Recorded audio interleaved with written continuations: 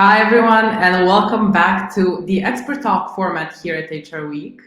This time, we're talking about Workstyle revolution, and that goes totally intertwined with the idea behind HR Week 2022, which is total shift, which is the idea of revolutionizing everything we know as traditional, as something that we follow on a daily basis. Today, we have Lizzie Penny and Alex Hirst joining us from the Workstyle revolution. I just gotta say congrats on ranking the first on the Sunday Times business bestseller list. Bravo, kudos to you guys. I'm not gonna take any much of your time, and guys, the virtual stage is yours.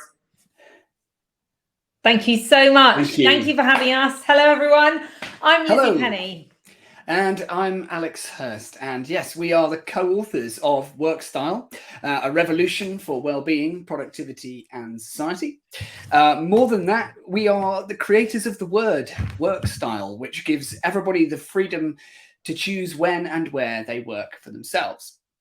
It's a word that we came up with in the pub one night, like most good ideas, apparently. But it's a word that we need now more than ever. Now that most work can be done anywhere and at any time. And we believe that that is a great opportunity for people to be able to now fit their work around their life. And we believe that everyone should be able to do that. They absolutely should. So we'd like to start with a bit of a history lesson. We're geeks about work, as you'll find out if we read the book. And so we want to share with you, to begin with, a bit of background.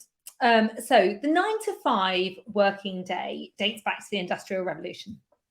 It was first conceived of by the great social reformer Sir Robert Owen, or Sir Bobby O, to those of us who are mega fans, more than 200 years ago. So it was 1817 when he first came up with that concept.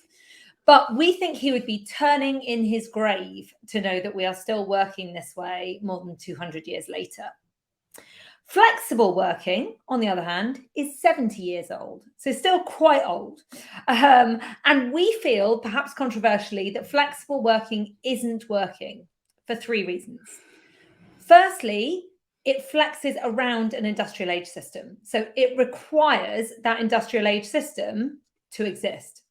The second thing is it creates in-group, out-group dynamics. So the prevailing way of working is still 9 to 5, 5 days a week. And anyone who works differently from that is seen as being special in some way. And that partly means we need to change not only the system of work, but the language we use around it. Hence why we came up with the word Workstyle. So that we could stop using loaded phrases like part-timer, shirking from home, or flexpest.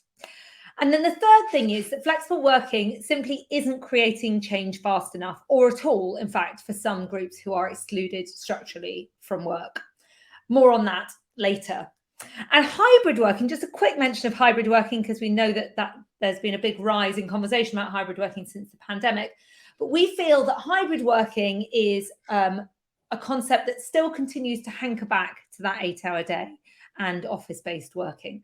It's still flexing around the 200-year-old system of work. So we're not particular fans of that either. No, we're not. In fact, if you think back to when that 8-hour day was first conceived, since that time, more than 200 years ago, we've invented electricity. We've swapped horses for cars, and we've even landed on the surface of the moon. We have not landed on the surface of the moon. Well, not you and I. No, humans, people, human progress. We also made staplers and then replaced them with stapleless staplers. We've invented penicillin, personal computers, mobile phones, underwired bras. And yet, throughout all this human progress, isn't it a little bit embarrassing to think that the best we've been able to think of in terms of changing the way we work is to tweak the 8-hour, 5-day week a little bit around the edges, a few hours of flexibility here and there. Even more progressive ways of working, like hybrid, are systems that still mandate when and where you need to work. It's still about retaining organizational control rather than enabling individual autonomy. So, as you can tell, we believe in the individualization of work. But for us, this is about more than just a theory. We are both personally extremely passionate about autonomous working and work style working, as we call it. So we're just going to start there by telling you our personal stories and why this is so important to us. And just a heads up before we start that we're going to talk about burnout, pregnancy complications, and cancer, in case those are triggering for anyone.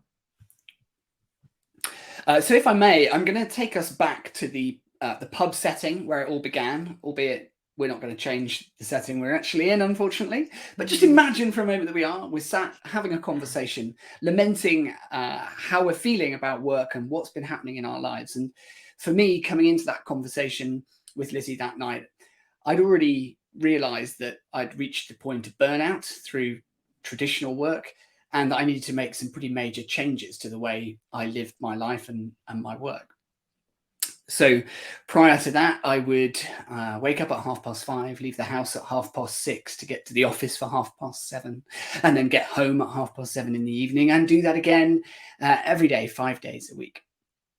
And I did it on the basis that it was all I could physically give of myself, and I was measuring my value in terms of that. I can't give any more than the time I'm giving. But as I find myself saying to my 4-year-old son on a boringly regular basis, the faster you're running, the more it's going to hurt when you hit the wall. And he has hit the wall a few times, but I hit the wall too at that point.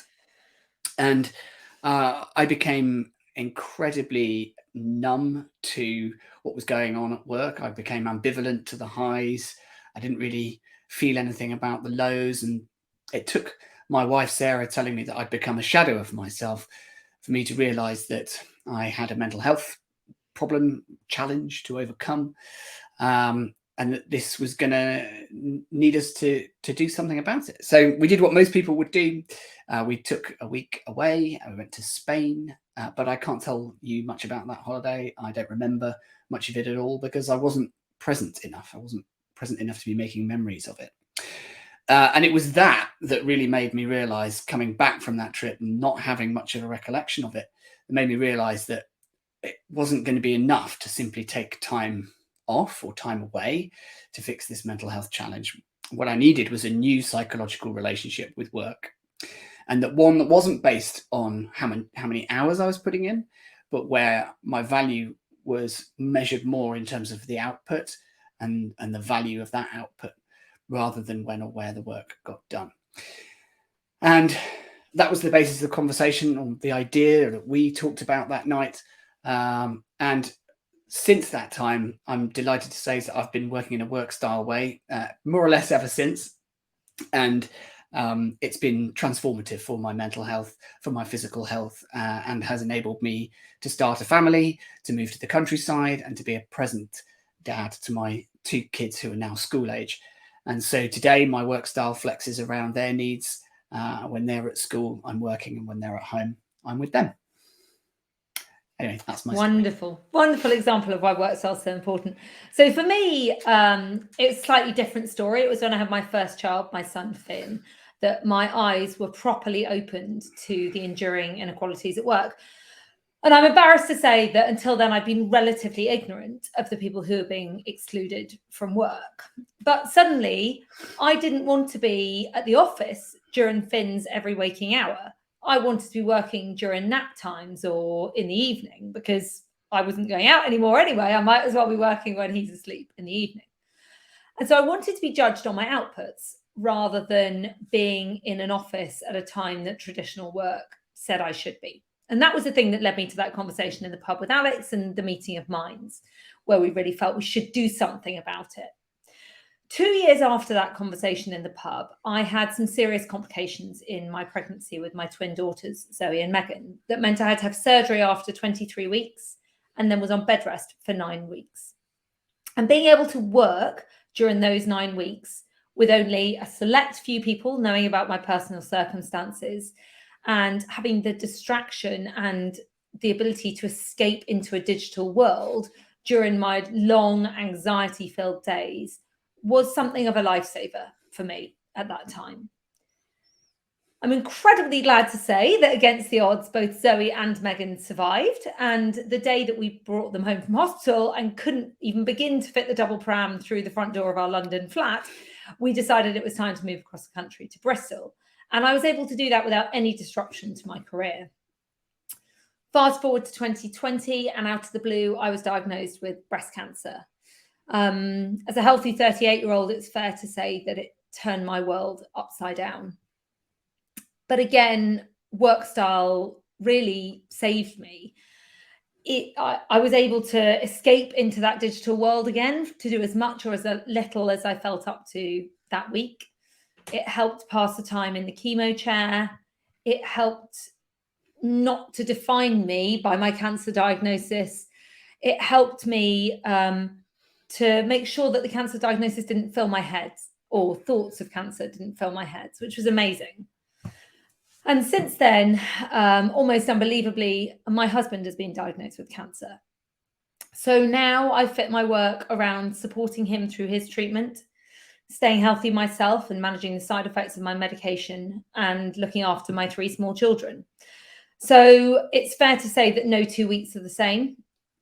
And Workstyle has really been life-changing for me over the time since Alex and I had that conversation in the pub. Something that started as just working flexibly around a family, for me, has been transformative. And we often talk about how life changes and every life is different. We obviously couldn't have foreseen what would happen in the years that followed the creation of the word Workstyle in the pub that night, where we were coming up with hand gestures like this. It was like a far cry, I guess, from what's happened since. But we were creating up hand gestures to tell the whole story of Workstyle because we were just so excited and so fascinated by it. So I'm going to introduce you to the next one now. It's called the Triangle of Opportunity, and it looks like this. It's pretty straightforward. It's a triangle with your hands. But I'll let Lizzie tell you more about what the Triangle of Opportunity is. Thanks, Alex. So all of the hand gestures are in the book. There are 6 of them. And so this one is about the catalyst for change in the way we will work. So for us, we've often pondered why we didn't start the Workstyle revolution earlier. But in truth, even if we'd wanted to, the conditions we needed just weren't there. And in 2014, 3 big changes were afoot. So I'll just tell you about those now. The first was technology. I don't need to tell you guys about the portability of hardware or the prevalence of Wi-Fi, but 2014 was the year that we could first tether to our mobile phones as a personal hotspot. And that meant that we could truly work from anywhere. Work became a thing we did rather than a place we went. The second big thing was demographic changes, and specifically an aging population. 21% of the worldwide population will be over 60 by the year 2050. And as our life expectancy increases, and where the state can't fund pensions and social care, and families and communities can't provide the support that's needed, older people will simply have to keep working in order to remain financially independent for longer. And that requires us to reshape the way that we all work. And if we don't do that, then there simply won't be enough people working to meet businesses' needs. So we have to change because of that. And the third thing that changed was attitudes to work, and specifically more independence to choose how we each earn a living, with lots of people trading the idea of a job for life for self-employment or a portfolio career. And there are around 4 million self-employed people in the UK, and the freelance workforce is the fastest growing workforce in Europe. So big changes there. And that changing environment also meant more independence and a newfound responsibility for self-management. The Triangle of Opportunity gave us the conditions for Workstyle, the idea, to be born. But as my product design lecturer always said, a concept is nothing without a working prototype.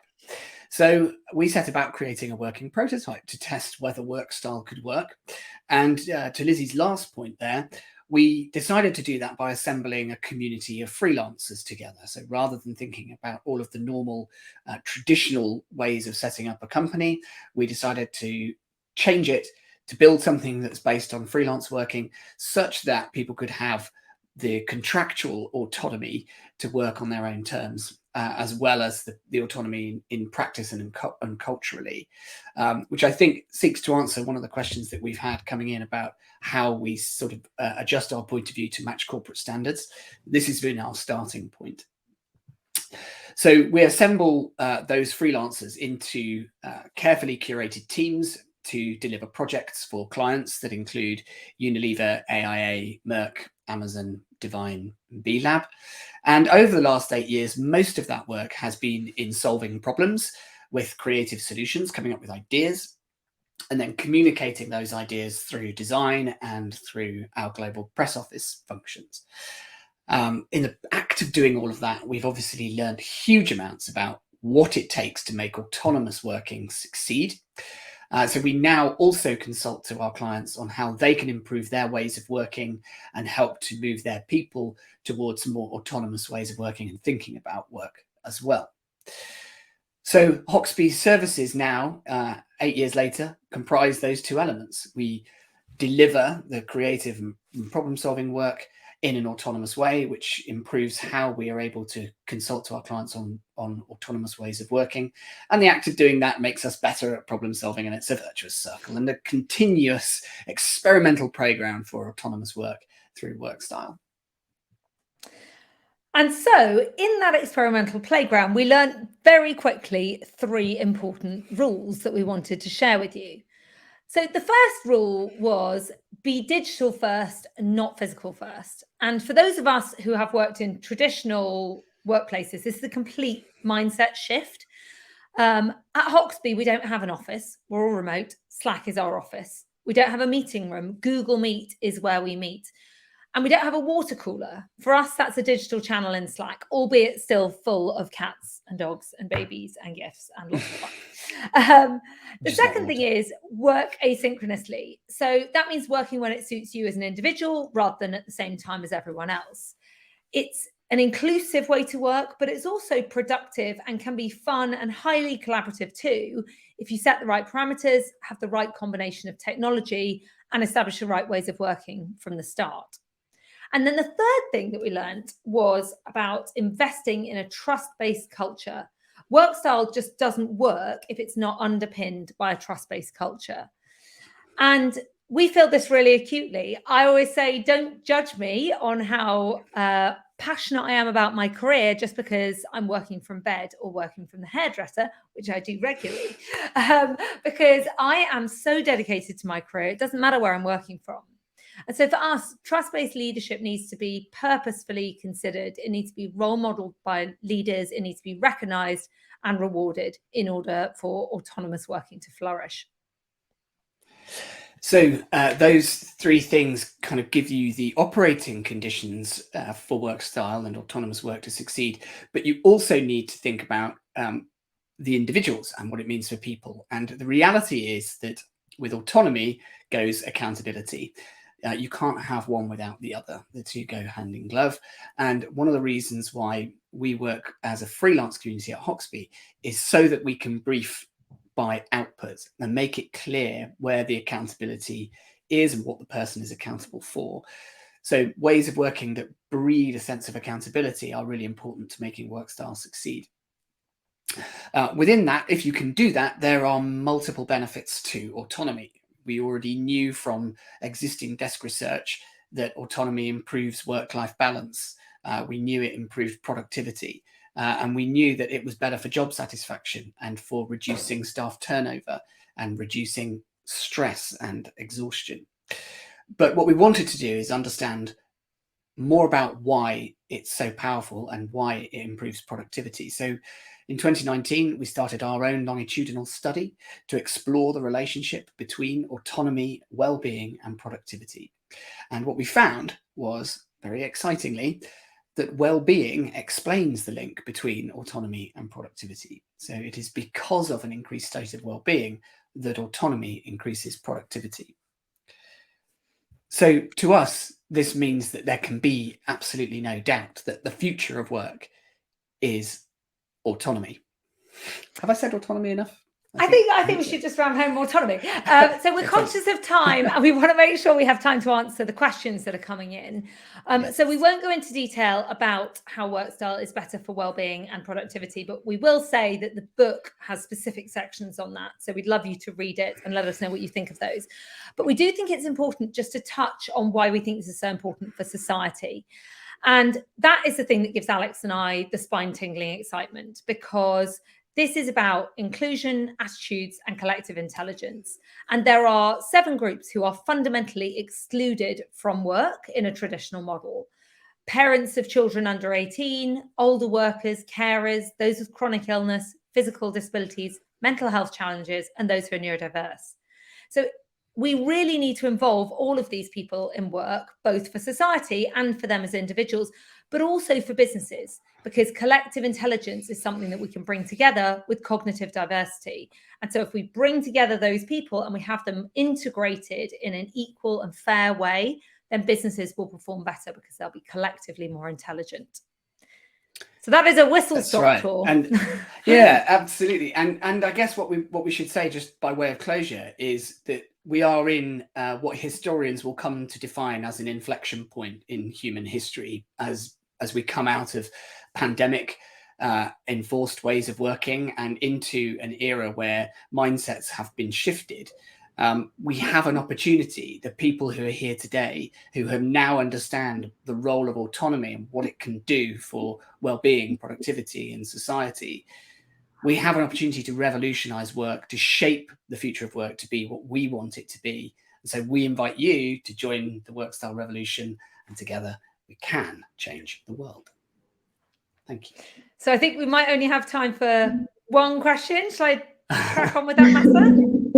No, I have to tell you, there's so many questions and so many positive feedbacks coming in, but I wanted to take a chance and actually ask you a personal question. Oh yeah, go on.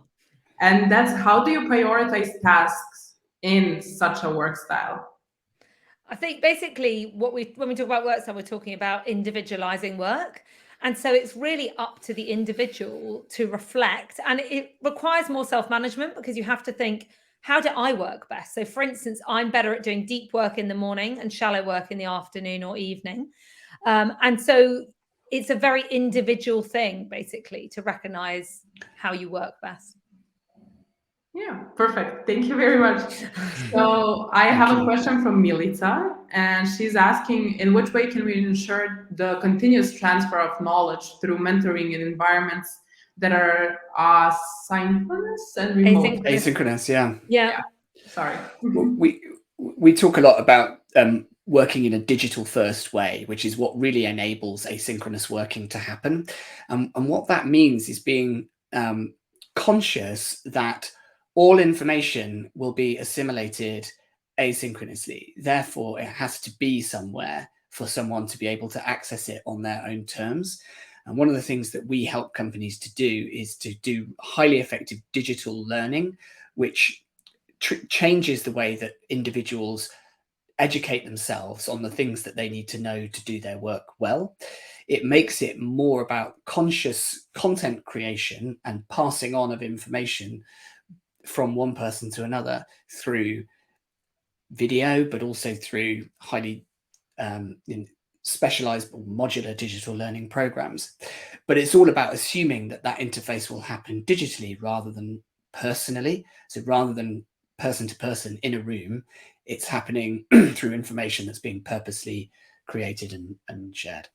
But that can be really fun and engaging. And limitless. Well. Yeah. There's no end to how much there can be. Yeah.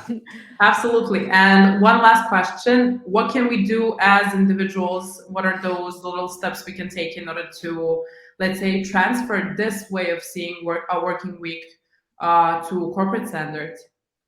Yeah. So I think the first thing we would say is use the word work style. Just try using the word work style.